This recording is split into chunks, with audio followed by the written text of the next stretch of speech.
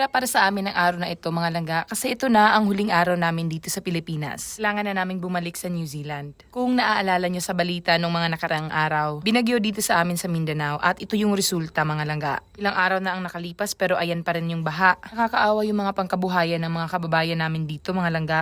May mga parts kasi dyan na meron silang mga tanim na palay. Pero ayan, dahil sa bagyo at baha, nawala lahat ng pinaghirapan nila. Napapansin namin na habang tumatagal, mas lalo pang grabe ang resulta ng baha doon sa area na yun, mga langga. Papunta pala kami ngayon sa airport at ayan, dito sa daanan, meron kaming naabutan na nagbanggaan. Sana okay lang si kuyang nakamotor. Kapag nagmamaneho ka talaga, ako dapat extra ingat ka. Kasama pala namin ngayon sina mama at papa. Sabi nila sa amin noon na hindi nila gusto na ihatid kami sa airport kasi sobrang malulungkot daw sila. Pero kinumbinsi ko sila na ihatid kami. Mabuti na lang at sumama sila. Papasok na pala kami ngayon sa airport. Actually, mamaya pa yung flight namin pero maaga kaming pumunta dito para makapag-bonding pa kami ng ilang minuto. Ang mga parents ni Mike ay nasa likuran lang namin. Hindi kasi kami magkasya dito lahat sa isang sasakyan kaya naman nagdala sila ng sasakyan nila. Ang daming mga sasakyan dito sa airport kaya nahirapan kaming maghanap ng parking. Kaya naman ang ending dito na lang kami sa gitna ng kalsada nagpark. Hindi lang naman kami ang nakaparking doon kaya hindi naman siguro kami sisitahin. Todo lambing na si mama at si papa kay baby kasi sa ngayon ito na muna yung huling pagkakataon na makakarga, mahalikan at malalambing nila si baby. Kanina pa yan emotional si mama, kanina pa siya naiiyak. Totoo pala talaga yung sabi nila, no? Na mas mahal ng mga lolo at lola yung apo nila kaysa sa sarili nilang anak. Pero wala akong problema doon. Kasi ako, sobrang naramdaman ko naman yung pagmamahal ni mama at papa simula pa nung bata ako. Lalo pat nag-iisang anak lang nila ako. Kaya naman, kahit na mahirap kami, masasabi ko rin na medyo na-spoil nila ako. Kasi nung bata ako, palagi akong binibilhan ni na mama at papa ng mga pagkain na gusto ko tuwing namamalengke sila. Kada mamamalengke kasi sila, pagbalik nila ng bahay, meron na talaga silang dalang mga pagkain, minsan laruan. Ganon kasi sila magmahal. At syempre, mahal na mahal din ng mga biyanan ko, si baby. Lalo pat unang babae si baby sa pamilya nila. Nakakalungkot lang na kaunting panahon lang nila nakasama si baby dito sa Pilipinas. Ito pala si Kuya Leo, ang kuya ni Mike, na naging tagahawak din ni baby tuwing namamasyal kami. Maraming mga nagtatanong sa akin kahit na noong nasa New Zealand pa lang kami at kasama pa namin yung parents ko doon. Marami akong mga nare-receive ng mga comments, mga katanungan. Una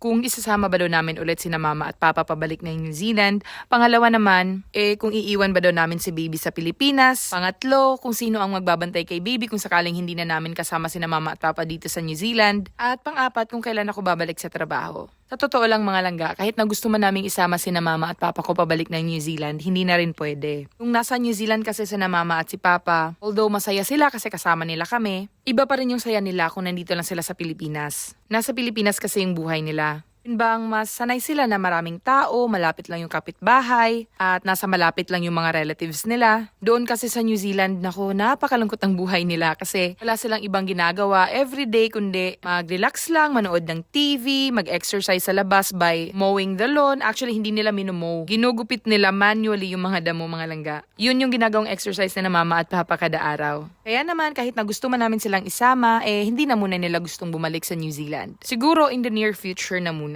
Sa pangalawang katanungan kung sino ang magbabantay kay baby, of course, ako po ang magbabantay kay baby. Meron din palang mga nagko-comment na sinasabi nila na kunin ko daw sila as nani ni baby, taga-bantay, taga-karga. Pero iba po kasi dito sa New Zealand. Dito sa western country na katulad nito, hindi po uso yung nani. Kaya naman yung mga ginagawa ng ating mga kababayan na kinakailangan nila ng tulong sa pag-aalaga ng mga anak nila, dinadala nila yung mga parents nila dito. Pero yung mga locals dito sa New Zealand, mga langga, hindi po nauuso sa kanila yung pagkuha ng mga nani o kasambahay. Pero hindi ko naman sinasabi na zero possibility na talaga na merong mga kumukuha ng mga kasambahay. Kasi kung meron mang kukuha ng ganon, pinipili nila yung mga andito na mismo sa New Zealand. Yun bang meron ng mga right to work? Pero madalang lang talaga. Dito kasi kapag gustong magtrabaho ng nanay, ang ginagawa nila iniiwan nila yung anak nila sa daycare. At meron yung bayad per hour. Hindi ko sure pero yung narinig ko nasa mga $20 daw per hour. Pero ayun, sa case ko naman, hindi ko iiwan yung anak ko sa daycare at this age kasi sobrang bata pa ni baby. Kaya naman, ako lang yung magbabantay kay baby hanggang sa pwede ko na siyang iwan sa daycare. Naka-maternity leave pa naman po tayo ngayon. 1 year po yung maternity leave ko. Kaya kung gustuhin ko man na bumalik na sa trabaho, meron pa po ako mababalikan.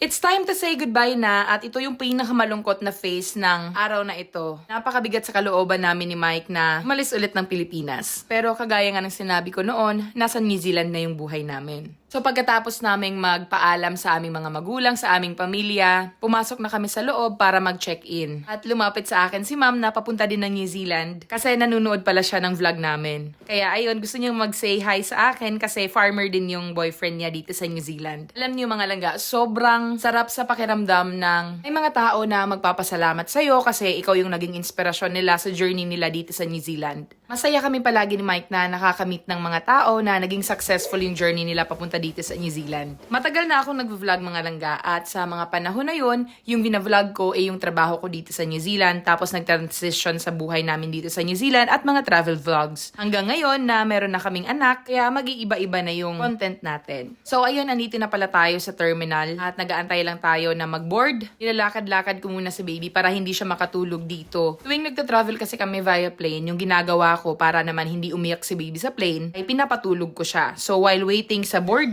ayun at pinapagod ko muna si baby. Medyo wala ako sa mood at this point mga langga kasi sobrang bigat ng pakiramdam ko talaga na umalis na ulit ng Pilipinas. Napakarami ko pa kasi talagang gustong gawin dito pero may mga fortunate events kasi na nangyari na ikakwento ko naman sa susunod na mga vlogs. So ayun, pag-aupo namin sa upuan, pinahiga ko na agad si baby pero syempre meron pa rin siyang seatbelt. Ganito lang yung sikreto ng pagta-travel with infant mga langga. Ito yung secret para hindi umiyak si baby sa plane. Tapos syempre, papadedihin natin siya while umaandar yung eroplano. Para kapag hindi pa siya tulog, tapos umandar na yung eroplano, hindi masyadong masakit sa tenga ni baby. Kagaya nga ng sabi ko sa inyo kagabi, papunta pa lang kami ngayon sa Singapore at magsistay kami doon ng 2 gabi. Mas mura kasi itong ganitong option kesa sa bibili kami ng ticket na diretso sa New Zealand. So ayun, at lumipad na nga tayo mga langga, paalis ng Pilipinas. Nakakalungkot man, pero ito na yung realidad natin. Tapos hindi ko na namamalaya na naging emotional na pala ako. Kanina ko pa pala hinuhold yung emotion ko kasi ayoko makita ni na mama at papa na umiiyak ako. Dahil sigurado akong hahagulhol din yun si mama pag nakita niya na umiiyak ako. Kaya ayan, inaaliw na lang ako ni Mike para mawala na yung lungkot ko kahit papano. Kapag nanay ka na talaga at nagpapa-breastfeed ka, ganito na yung drama mo palagi. Meron naman akong binili na nursing clothes mga langga pero hindi siya dumating noong in-order ko sa Shopee. Kaya naman yung ginagamit ko na lang itong shawl. Hindi nagtagal malapit na tayong dumating sa Changi Airport dito sa Singapore at ganito yung view sa langit mga langga.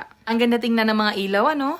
Talagang buhay na buhay yung Singapore. Baliktad na baliktad sa New Zealand. At ayun nga, hindi nagtagal, naglanding na kami dito sa Singapore. Nawala na rin yung lungkot ko kasi nilulook forward ko na rin yung pamamasyal namin dito sa Singapore. Alam niyo ba mga langga, noong 2013, nagtrabaho ako dito sa Singapore. Kung hindi niyo pa kasi alam, graduate ako ng Hotel and Restaurant Management. So, tinry kong magtrabaho dito sa isang restaurant pero hindi rin nagtagal kasi hindi ko nagustuhan. Alam niyo naman, introvert akong tao. Ayokong nag-handle ng mga customers or mga guests. Kaya hindi siya nag-work for me. Dahil mas pipiliin ko pa na magtrabaho mag-isa at yung farming is perfect talaga para sa akin. Anyway, ayan at nandito na pala tayo sa Singapore mga langga. Napakalaki talaga ng airport nila. Ang layo pa ng nilakad namin papunta sa immigration. Buti na lang at mabilis na yung proseso nila dito. At sa express pa kami dumaan kasi meron kaming dalang bata. Kaya mas napabilis pa yung proseso sa amin. At pagkatapos nun ay inuha na namin yung aming bagahe. Tapos pupunta kami sa aming hotel. Hindi kami nagpasundo sa aming hotel kaya naman sasakay tayo ng malaking taxi. Pero bago pala kami lumabas, namasyal muna kami dito sa airport. So kasing puntahan yung Jewel dito dahil hindi pa ako nakakapunta doon. 5 years ago kasi parang wala pa itong Jewel. Kaya na-excite ako makita yon ngayon. Nahirapan nga lang kaming mamasyal dito mga langga dahil napakarami naming dalang mga bagahe. Meron kasi kaming 2 malaking maleta, tapos 2 maliliit na maleta, tapos meron pa kaming 2 backpack, tapos meron pa kaming dalang stroller ni baby, tsaka yung car seat niya. Kaya naman, 2 trolley yung dinala natin. Pero kahit na gano'n, namasyal pa rin kami dito sa loob, hindi nga lang kami pumunta doon sa itaas. So guys, we are here sa Jewel. Ayan yung Jewel. Yun yung Jewel sa likuran namin. And there's a tree. Nakakamangha talaga dito sa Singapore. Napakaganda ng mode of transportation nila. At pwede mo ring maikot ang buong Singapore ng isang araw lang. Napakaraming mga tao dito ngayon kaya naman si baby ay aliw na aliw. Sigurado ako na mamaya pagdating namin sa hotel matutulog agad ito. Sobrang proud ako kay baby mga langga kasi sa dinami-dami nang na-travel na niya at her age 4 months pa lang siya dito, hindi niya ako pinahirapan. Tuwing nagbabiyahe kasi kami at sumasakay sa eroplano, natutulog lang talaga siya. Kaya hindi siya mahirap dalhin sa mga pasyal na ganito. Ayan at pumasok pala kami dito sa looban. Napakaraming mga tao, ano? Pero napakaganda talaga nitong Jewel mga langga. Hindi pwede na wala tayong litrato dito. Ayun, at pagkatapos naming kumuha ng litrato at namasyal dito, nag-decide na kami ni Mike na pumunta na sa exit at pumunta na sa hotel kasi gutom na rin ako mga langga. Nasa mga 10 PM na nito mga langga at wala pa kaming dinner. Tsaka pagod na yung katawan namin. Kaya naman magpapaalam na rin ako sa inyo. Yun lang yung ating vlog for today mga langga. Maraming salamat for watching. God bless you guys. Bye!